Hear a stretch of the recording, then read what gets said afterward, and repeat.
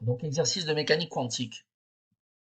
Soit un système physique formé de deux particules, 1 et 2, de même masse, n'interagissant pas entre elles et placées toutes les deux dans un puits de potentiel infini de largeur petit a. On désigne par H1 et H2 les Hamiltoniens de chacune des deux particules et par ket phi n de 1 et ket phi indiscu de 2 les états propres correspondants d'énergie respectives En et Eq. Dans l'espace d'état des états du système global, on considère la base des états, donc la base formée donc par le ket phi n phi q, dans l'ordre séquentiel ainsi représenté, défini par le ket phi n phi q est égal au produit tensoriel du ket phi n de 1 par le ket phi q de 2. Donc on nous demande en première question quels sont les états propres et les valeurs propres de l'opérateur hamiltonien total du système, grand H égale H1 plus H2. Donner le degré de dégénérescence des deux niveaux d'énergie les plus bas. Donc solution, soit H1 l'hamiltonien de la particule 1, donc qui est défini dans l'espace des états grand epsilon 1 de valeurs propres, de vecteurs propres, phi indicène de 1, ket phi indicène de 1, et de valeurs propres, donc En c'est le niveau d'énergie correspond à la valeur propre donc, de cet hamiltonien, donc tel que donc on traduit l'énoncé en notation de Dirac. Donc l'énoncé nous dit quoi? Nous dit que le ket phi n de 1 est un vecteur propre pour l'hamiltonien H1 avec quoi comme valeur propre? Avec le niveau d'énergie En. Autrement dit, en notation de Dirac, l'hamiltonien donc du système 1 appliqué à notre ket phi n de 1 est égal à En. Donc En est un scalaire, c'est une valeur propre, une valeur réelle ici, même pas complexe, multiplié par effectivement notre ket phi n de 1, qui est donc vecteur propre. Soit H2 également, donc l'hamiltonien de la particule 2, défini dans l'espace des états grand epsilon 2, de vecteurs propres phi indiscu de 2, de référence toujours donc au système 2, et de valeur propre, le niveau d'énergie E indiscu, donc tel que, on traduit encore l'énoncé en notation de Dirac. Donc cet énoncé nous dit simplement que le ket phi n de 2 est un vecteur propre de l'hamiltonien H2 pour la valeur propre E indiscu. Et on notera donc que l'hamiltonien H2 appliqué donc au ket phi indiscu de 2, donc au vecteur propre phi indiscu de 2, est égal au produit donc du niveau d'énergie, donc ça c'est un coefficient, donc un scalaire, multiplié, donc suivant la direction donc de notre quête phi n de 2. Alors les En et les Eq sont des énergies propres respectives des particules 1 et 2 dans le puits infini. Donc j'avais fait des exercices sur le puits infini. On trouve très simplement, bon, en appliquant l'équation de Schrödinger, d'accord, avec la fonction d'onde, qu'on a E indice n qui vaut n carré pi carré h bar carré sur 2m a carré. Donc a c'est la largeur de notre puits potentiel, donc plus cette largeur est faible, ben, plus l'énergie En est importante. L'énergie En est proportionnelle à une constante, ce qui est la constante de Planck, que je vous rappelle, c'est 6 10-34 joules seconde, voilà. Ce sont les niveaux d'énergie En accessibles. Donc en fait, c'est les niveaux d'énergie que l'on peut mesurer à travers une mesure quantique en fait. Voilà. Et on a E indice Q de même, similairement, qui est égal donc à Q carré, donc qui est proportionnel au carré de Q, multiplié par pi au carré, multiplié par donc le carré de la constante réduite de Planck, toujours divisé par 2ma au carré. Où A est la largeur de notre puits potentiel infini. N et Q sont des antinaturels non nuls, bien sûr. Donc dans l'espace des états global, donc l'espace des états global grand epsilon est égal en fait au produit tensoriel hein, donc des deux espaces epsilon 1 et epsilon 2. Donc la dimension de E c'est égal au produit des dimensions des deux espaces tensoriels. Si E1 a une dimension n et E2 dimension 2, eh bien l'espace résultant donc tensoré de E1 et E2 sera de dimension n fois Q. Ok? Donc on définit les états produits tensoriels. Donc on définit les états, donc ket, donc phi n, phi q, d'accord. L'ordre séquentiel a vraiment une importance dans le produit tensoriel, puisque le produit tensoriel se fait espace par espace. Et on a par, donc le ket phi n, phi q est égal donc au ket phi n1 de 1 tensoré avec le ket phi q de 2. Voilà. Donc, soit donc, maintenant on peut résoudre l'équation, la problématique de l'hamiltonien. Donc, soit donc l'hamiltonien global de notre système étant défini comme étant la somme des deux hamiltoniens. Donc l'hamiltonien total du système de deux particules défini dans l'espace des états E, qui est l'espace des états résultant du produit tensoriel, donc l'espace des états résultant donc de l'opération de tensorisation entre H1 et H2. Alors on va maintenant donc définir les états propres et les énergies propres de notre hamiltonien grand H. On a donc H appliqué au quête phi n phi q est égal à donc H1 plus H2, donc l'opérateur H1 plus H2 appliqué au quête phi n phi q. Ok. Donc on va donc avoir H1 s'appliquant en fait au quête phi n, puisque phi n résulte de l'espace E1, et H2 s'applique au quête phi q, puisque phi q résulte de l'espace H2, donc je l'ai montré ici avec la flèche. On va donc avoir H1 appliqué à au quête phi n de 1, donc le tout tensoré avec phi q de 2 plus cette fois-ci H2 qui s'applique au quête phi n de 1 tensoré avec phi q de 2. Mais H2 va s'appliquer sur phi q, ok? D'après les règles de calcul du produit tensoriel. Donc ceci, ça va être égal à quoi? Ça va être donc au niveau d'énergie En multiplié par phi n phi q, plus le niveau d'énergie EQ multiplié par phi n phi q. Autrement dit, l'opérateur hamiltonien H appliqué aux quêtes phi n phi q est égal donc à la somme des niveaux d'énergie respectifs En et EQ suivant la direction donc de notre quête phi n phi q. Ok. Autrement dit, donc en substituant numériquement En et EQ par leur valeur donc numérique, donc l'opération, donc appliquer l'opérateur hamiltonien H global de notre système au quête phi n phi q, donc va être égal à n carré plus q carré facteur, fois, donc c'est un préfacteur de pi2, le carré de la constante de Planck réduite divisé par 2 fois la masse de nos particules fois le carré de la largeur donc de notre puits de potentiel, et on retrouve donc suivant la direction du quête phi n phi q. Autrement dit, les phi n phi q sont les états propres de H associés aux énergies propres E n q, qu'on va définir comme étant la somme des énergies En plus EQ. Autrement dit, n carré plus q carré, pi carré fois le carré de la constante de Planck réduite divisé par 2 fois la masse des particules par le carré de la largeur de notre puits de potentiel. Ok. Et on pourra écrire, donc en notation de Dirac simplifiée,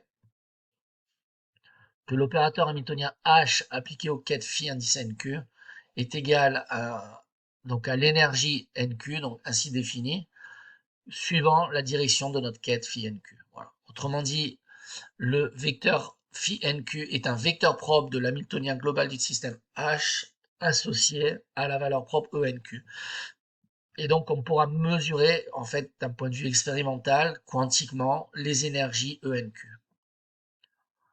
Alors, degré de dégénérescence des deux premiers niveaux d'énergie. Donc, l'état fondamental va être défini comme n égale q égale 1. Et on aura donc le premier état fondamental E11, qui est égal à pi carré h bar carré sur m, la masse multipliée par n carré, donc ça vaut 1 au carré, donc ça vaut 1.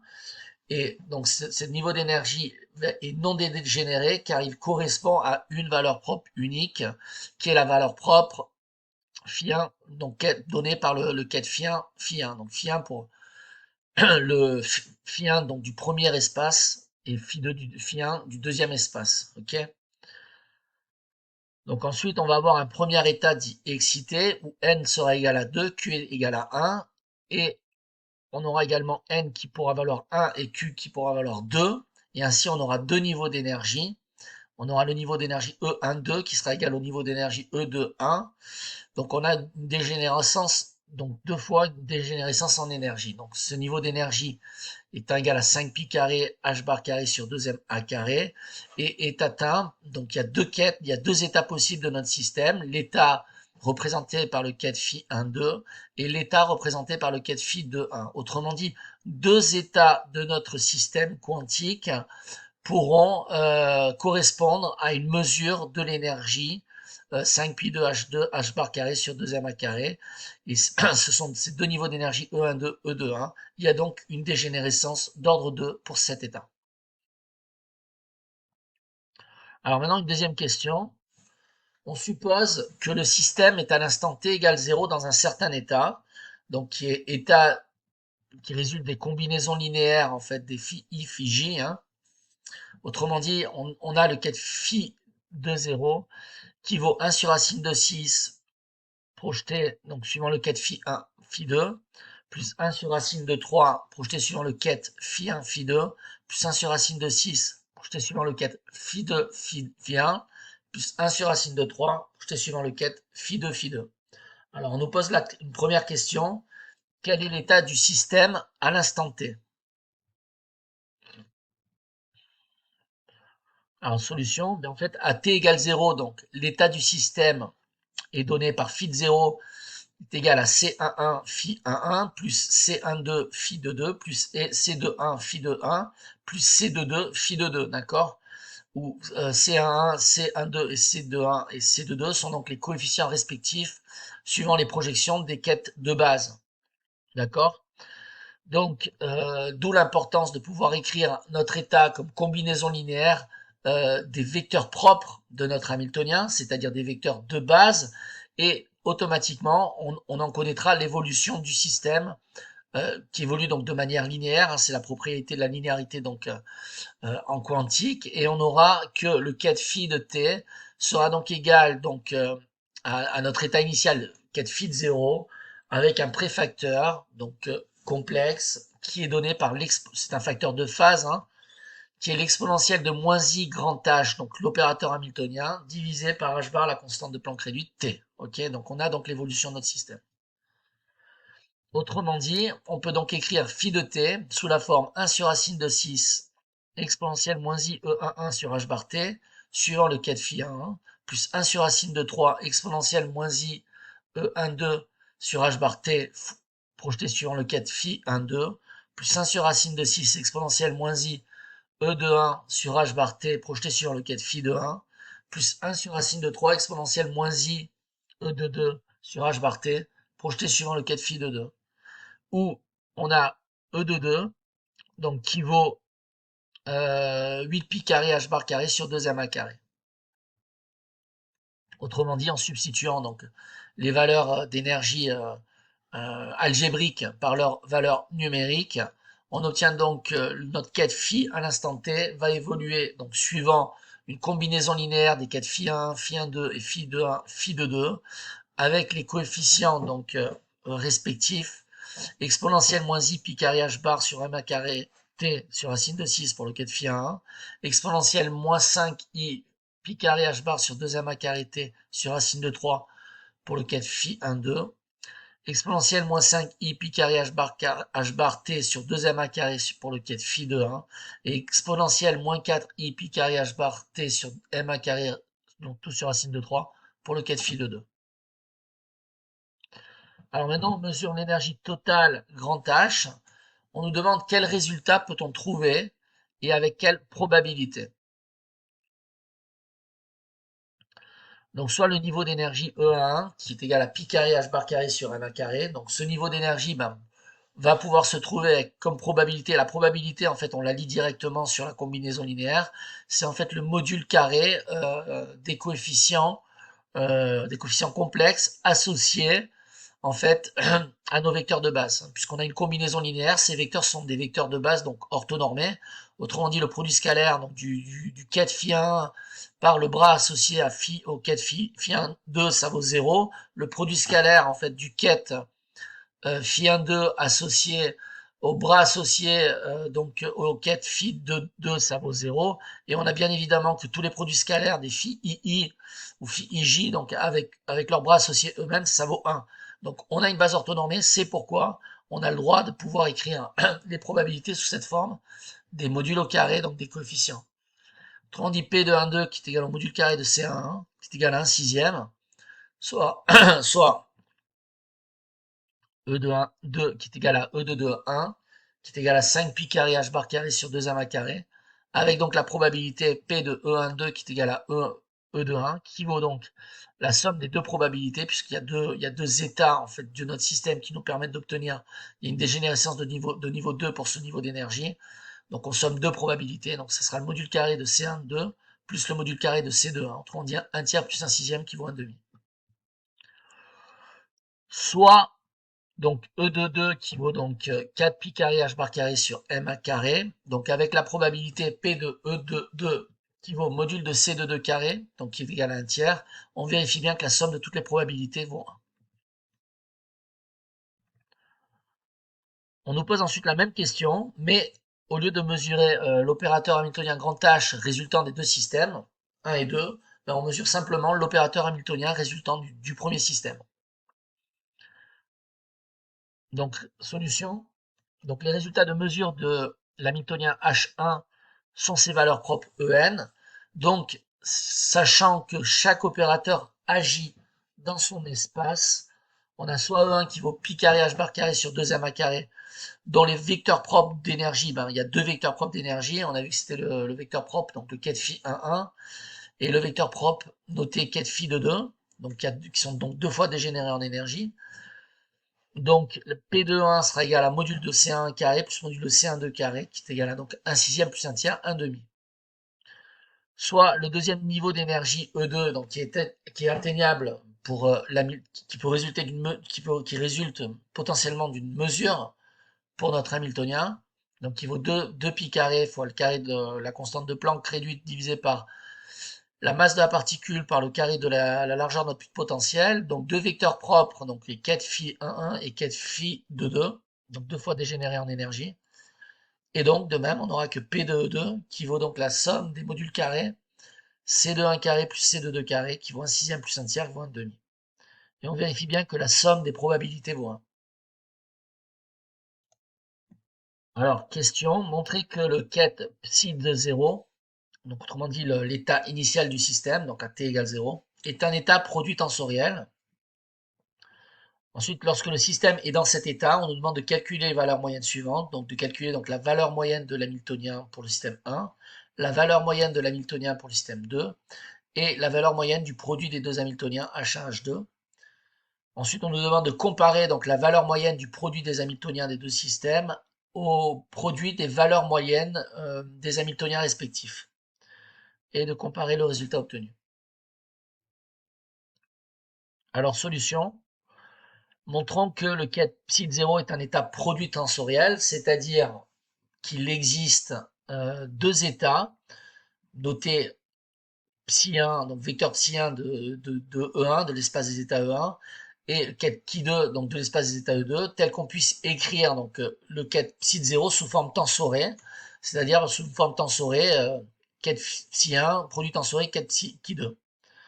Bon, alors, on va chercher effectivement ces deux quêtes et on va mettre donc sous forme de combinaison linéaire, donc des vecteurs de base respectifs, donc des espaces, des espaces des états respectifs E1 et E2, un grand epsilon 1 et grand epsilon 2, grand E1 et grand E2, ok. Et donc on va chercher, si c'est possible, de pouvoir écrire donc ce 4 psi 2 sous une forme tensorée, d'accord. Donc nécessairement, bah, ces deux quêtes vont pouvoir s'exprimer sous forme de combinaison linéaire des vecteurs de base, d'accord, ce sont des vecteurs de base orthonormés, psi1 et psi2 pour E1, et on va dire que chi1 et chi2 sont des vecteurs orthonormés pour E2.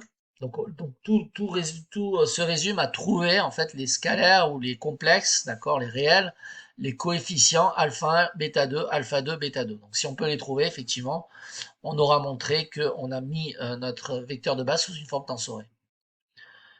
Donc on va effectuer le produit scalaire, le produit tensoré. Donc tel que donc le 4 psi 0 donc va être égal, donc devrait être égal à alpha 1 4 phi 1 plus bêta fois le 4 phi 2, produit tensoriel, donc tensoré avec alpha 2 qui 1 plus bêta 2 qui 2. Ouais, bon en fait qui 1 ça va être de phi 1 1, pardon, phi 1 ça sera du phi 1 1, phi 2 ça sera du phi 1 2 et on aura du phi 2 1 et du phi 2 2 pour les autres vecteurs, pour les autres vecteurs de base. Bon, bien en fait, il faut que ceci soit égal donc à 1 sur racine de 6 4 phi de 1 plus 1 sur racine de 3 4 phi de 1 2 plus 1 sur racine de 6 4 phi de 1 plus 1 sur racine de 3 4 phi de 2 2. Et donc, si et seulement si, en fait, on effectue, bon, on utilise la distributivité du produit tensoriel hein, qui se distribue de la même manière qu'on distribue en fait une opérateur de multiplication. Donc en fait, on va le produit tensoriel résultant de cette opération, ça va nous donner une somme de 4 termes, d'accord? On va avoir ce premier terme, donc alpha 1, bon, c'est phi 1 multiplié par alpha 2, donc phi de 1, phi 1 2, d'accord? Et ici, ce sera plus bêta phi 1 2 multiplié par donc bêta 1 multiplié par bêta 2, donc phi 2 2, d'accord, etc. Donc on a 4 termes, ces 4 termes ils sont là. Donc c'est alpha 1, alpha 2, quête phi 1, plus alpha 1, bêta 2, quête phi 2, phi 1 2, plus bêta 1, alpha 2, quête phi 1 2, plus bêta 1, bêta 2, quête phi 1 2. Bon, on résout donc cette équation, ce système d'équations à 4 inconnus. Et par identification, en fait, on a un vecteur de base, un vecteur qui est égal à un autre vecteur, ces deux vecteurs étant exprimés comme une combinaison linéaire des mêmes vecteurs de base, ben donc ces deux vecteurs sont égaux si et seulement si en fait tous les coefficients sont égaux hein, des mêmes vecteurs de base. Voilà. Donc en fait, ça c'est équivalent à alpha 1, alpha 2 qui est égal à 1 sur racine de 6, alpha 1, bêta 2 qui doit être égal à 1 sur racine de 3, alpha 1, bêta 2 qui doit être égal à 1 sur racine de 6, et enfin bêta 1, alpha 2 qui doit être égal à 1 sur racine de 3. Voilà. Ou, bien évidemment, on a un vecteur normé, et donc le module d'alpha i carré plus bêta i carré est égal à 1, pour i 1, 2, 1, 2. Donc j'ai nommé ces équations 1, 2, 3, 4, ces relations en fait. Si vous faites 1 sur 3, bon après c'est du calcul, hein, je veux dire, il y a rien de transcendantal là-dedans. Donc si vous faites 1 sur 3, ben, vous vous débarrassez de alpha 2 en fait, et vous obtenez donc alpha 1 sur bêta 1 égale à 1, d'où alpha 1 égale bêta 1. Donc de là, on en déduit que de la normalisation de alpha 1 et bêta 1, donc 2 alpha 1 carré égale 1 sur racine de 1 demi, d'où alpha 1 égale bêta 1 égale 1 sur racine de 2. On en déduit donc la valeur de notre quête phi 1. Phi 1 va être égal à 1 sur racine de 2 quête phi indice 1 plus 1 sur racine de 2 quête phi indice E 2. Ensuite, si on fait 1 sur 2, donc 1 ici sur 2 ici, ben on va se débarrasser du coefficient alpha 1 et on aura donc alpha 1 sur bêta 2 qui est égal à racine de 3 sur racine de 6, autrement dit 1 sur racine de 2, d'accord? On simplifie, racine de 6 c'est racine de 3 par racine de 2. Autrement dit, on doit avoir la relation suivante, bêta 2 doit être égal à racine de 2 alpha 2. Donc on utilise la condition de normalisation qui lie alpha 2 et bêta 2, autrement dit alpha 2 carré plus bêta 2 carré est égal à, en module égal à 1. Donc module d'alpha 2 carré plus 2 fois module d'alpha 2 carré égale à 1, d'où alpha 2 égale 1 sur racine de 3 et bêta 2 égale racine de 2 tiers. On en déduit donc que notre qui 2 va se mettre sous la forme 1 sur racine de 3 fois le 4 phi 1 plus racine de 3 demi, racine de 2 tiers fois le 4 phi 2. Voilà, maintenant on nous demande les valeurs moyennes, donc valeur moyenne de l'hamiltonien 1, valeur moyenne de l'hamiltonien 2, et la valeur moyenne du produit des hamiltoniens H1, H2. Bien, la valeur moyenne de l'hamiltonien 1, ça sera donc le complexe conjugué de la somme sur n des En, probabilité des En1. Autrement dit, E1 sur 2 plus E2 sur 2, donc c'est égal à pi carré h bar carré sur 2m1 carré, facteur de 1 demi plus 4 demi. Autrement dit, la valeur moyenne de notre hamiltonien, donc le niveau d'énergie moyen que l'on mesurera, donc on mesurera en moyenne sur un grand nombre de mesures, sur 1000 mesures, 10 000 mesures, 100 000 mesures, en moyenne, on trouvera une énergie de 5 pi carré h bar carré sur 4 m1 carré.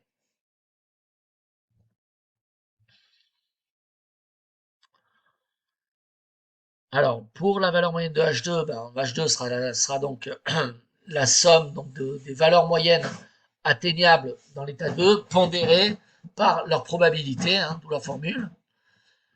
Donc les énergies propres de H2 sont E1 égale pi carré h bar carré sur 2m1 carré, qui est deux fois dégénéré. Et on a donc les vecteurs de base psi 1, 2 et psi 2, 1. E2 qui est égal à 4 pi carré h bar carré sur 2m1 carré, deux fois dégénéré. Donc 4 psi 1, 2 et 4 phi 2, 2. Donc P2 qui vaut C1 carré plus C1 2 carré qui est égal à 1 sixième plus 1 sixième égale 1 tiers. Et P2 qui vaut module de C1 2 carré plus module de C2 2 carré. Autrement dit 1 tiers plus 1 tiers, c'est-à-dire 2 tiers. On vérifie bien que la somme des probabilités vaut 1. 1 tiers plus 2 tiers, ça fait bien 1. Donc, on a donc que la valeur moyenne donc de l'hamiltonien H2 est donc égale à 3 pi carré H bar carré sur 2m fois A carré. Donc la valeur moyenne de notre hamiltonien, notre système 2, donc c'est la valeur qui sera mesurée en moyenne donc pour un grand nombre de mesures quantiques. Et on voit que bon, cette valeur moyenne fait intervenir la constante de Planck réduite et en fait les dimensions de notre système, autrement dit la largeur de notre puits potentiel qui est A, hein, A à la distance d'un mètre. Euh, M c'est une masse, H c'est des joules secondes moins 1. Bon, on vérifie bien tout ça, c'est d'un point de vue dimensionnel euh, égal à une énergie. Donc on fait le produit donc des valeurs moyennes de nos hamiltoniens respectifs. On trouve que c'est égal à 15 pi carré H bar puissance 4 sur 8 m carré à 4. Bon, il nous reste à trouver donc la valeur moyenne donc, du produit des hamiltoniens. Eh bien, les énergies propres de H1, H2 ben, sont donc, le produit des énergies ENEQ, autrement dit n carré Q2 pi 4 H bar 4 sur 4 pi m carré à 4. On a E1 donc, qui vaut pi 4 H bar 4 sur 4 m carré à 4. Le 4 pi 1 donc, qui est vecteur propre donc, pour cette valeur propre d'énergie, donc pour l'hamiltonien, donc qui est le produit, qui est ce produit-là, et non dégénéré. Et on a ensuite E12 qui vaut E21 qui vaut pi 4 H bar 4 sur M2 à 4. Et on a deux vecteurs propres, donc qui sont donc il y a une dégénérescence d'ordre 2 pour ce niveau d'énergie mesuré. Donc deux états de notre système vont permettre de mesurer le même état énergétique en fait résultant. E22 donc qui vaut pi 4 H bar 4 sur M2 à 4 donc est atteint dans l'état donné par le quête phi de 2. Donc il y a un seul état qui permet d'atteindre ce niveau d'énergie. Donc on est non dégénéré en énergie pour cette valeur énergétique. Et on a que P de E1 fois E2 est égal au module de C1 carré qui vaut un sixième.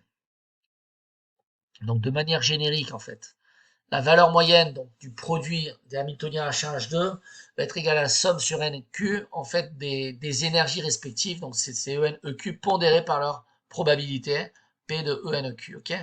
Autrement dit, on obtient que c'est égal à E1, E2 sur 6 plus E1, E2 sur 2 plus E2, E2 sur 3. Autrement dit, je vous passe le calcul. Vous obtenez donc que la valeur moyenne donc, du produit des hamiltoniens, donc des deux systèmes, vaut 15 pi 4 H bar 4 sur 8 M2 A 4 et au miracle, et en fait c'est pas un miracle, on obtient que c'est égal à la valeur moyenne, en fait, au produit des valeurs moyennes des hamiltoniens respectifs. Ok. Ce résultat est dû au fait que le ket phi de 0 est un état produit tensoriel, en fait. Alors, troisième question, montrer que les résultats précédents restent valables lorsque l'état du système est l'état représenté par le ket psi de t, calculé en petit 1. Alors, solution. Lorsque l'état du système est représenté par le ket phi de t, en fait, les résultats précédents, valeurs qu'on a obtenues, donc on a obtenu les valeurs moyennes de H1, valeur moyenne de H2 et la valeur moyenne du produit de H1, H2, restent les mêmes, puisque l'hamiltonien grand H est indépendant du temps et le système étant conservatif, il y a tout simplement conservation des probabilités et des valeurs moyennes. Donc question 4. On suppose maintenant que l'état psi de 0 est donné par psi de 0 est égal à 1 sur racine de 5 ket phi 1 phi 1 plus racine de 3 cinquièmes ket phi 1 phi 2 plus 1 sur racine de 7 0,5 ket phi 1 phi 2. On nous demande de montrer que le ket phi de 0, donc l'état initial, ainsi de notre système, ainsi défini comme une combinaison linéaire de ces trois vecteurs de base, le produit tensoriel, donc ne peut pas être mis sous forme d'un produit tensoriel. Que deviennent alors les réponses aux diverses questions posées en deux? Alors, solution. Donc, on va noter donc 1 sur racine de 5, le coefficient C1, 1, puisque il est C1 relatif au 4 phi 1. Racine de 3 cinquièmes, ça sera C1, 2 relatif au 4 phi 1, 2. Donc, vecteur de base phi 1, 2 du produit tensoré de 1 par 2. Et 1 sur racine de 5, le coefficient C2, 1, donc relatif au 4 phi de 1 du produit tensoré de 1 par 2. Donc cet état ne peut s'exprimer sous la forme d'un produit tensoriel, tout simplement car il ne contient pas le vecteur phi de 2. Voilà. Donc calcul des différentes valeurs moyennes. Alors la valeur moyenne de l'hamiltonien H1 et le résultat va nous donner donc comme résultat de mesure possible de cet hamiltonien les valeurs d'énergie qui sont des valeurs des valeurs propres, E1 ou E2. E1 qui est égal à pi carré h bar carré sur 2m à carré, donc est atteignable à travers l'état phi 1,1, mais est aussi atteignable à travers l'état phi 1,2. Donc on a déduit donc la probabilité qui est la probabilité, la somme d'être, la somme des probabilités d'être dans l'état phi 1 plus l'état phi 1,2, autrement dit module de C1 carré plus module de C1,2 carré. Encore une fois, on prend le module carré donc des coefficients respectifs car on a pu exprimer en fait notre quête de base comme une combinaison linéaire, d'accord, des vecteurs propres de notre Hamiltonien. Donc, sachant que les vecteurs propres forment une base orthonormée. Donc, si la base n'avait pas été orthonormée, et si on n'avait pas exprimé phi dans cette combinaison linéaire, on n'aurait pas le droit d'écrire en fait la probabilité, de lire la probabilité en fait sur la décomposition. Il faudrait faire un produit scalaire en bonne et due forme et prendre le module carré du produit scalaire. Voilà.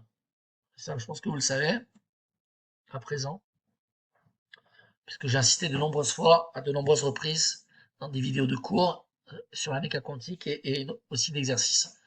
Donc P de E1, c'est 1 cinquième plus 3 cinquièmes qui vaut 4 cinquièmes. On a ensuite E2 qui vaut 2 pi carré h bar carré sur m carré, donc qui est associé aux quêtes phi de 1. On a déduit donc la probabilité de E2 qui vaut le module carré de C1,2 carré, donc qui vaut 1 cinquième. Autrement dit, la valeur moyenne donc de l'hamiltonien de notre système 1 vaut 15 cinquièmes de 1 plus E1 sur 5, autrement dit pi carré h bar sur 2m à carré fois un facteur de 4 cinquièmes plus 4 cinquièmes, donc un facteur 2 qui simplifie, et on obtient donc la valeur moyenne de l'hamiltonien H1 est égale à 4 pi carré h bar carré sur 5m à carré. Bon, le reste c'est assez calculatoire, je le fais quand même. Bon, c'est pour vous montrer donc les calculs que, puisque vous allez chercher, je suppose, l'énoncé par vous-même. Donc valeur moyenne de H2, donc une mesure de H2 peut nous donner donc les valeurs d'énergie E1, E2 qui sont valeurs propres pour l'hamiltonien H2, d'accord. Donc E1 va avoir pour le quête phi 1 et quête phi de 2 comme état qui nous donne ce niveau d'énergie. Autrement dit, les probabilités, la probabilité d'être dans l'énergie E1 va être égale à la somme des probabilités des états phi 1,2 et phi de 2. Autrement dit, c'est module de C1 1 carré plus module de C2 1 carré. Bon, je vous ai mis le résultat. On trouve exactement la même chose pour E2. Donc je vous ai distingué, après c'est juste du calcul. Vous en déduisez donc la valeur moyenne de l'hamiltonien H2. Vous faites le produit donc des deux résultats obtenus pour obtenir donc le produit des valeurs moyennes des hamiltoniens. Vous obtenez que c'est égal à 28 pi 4 H4 sur 25 n carré à 4.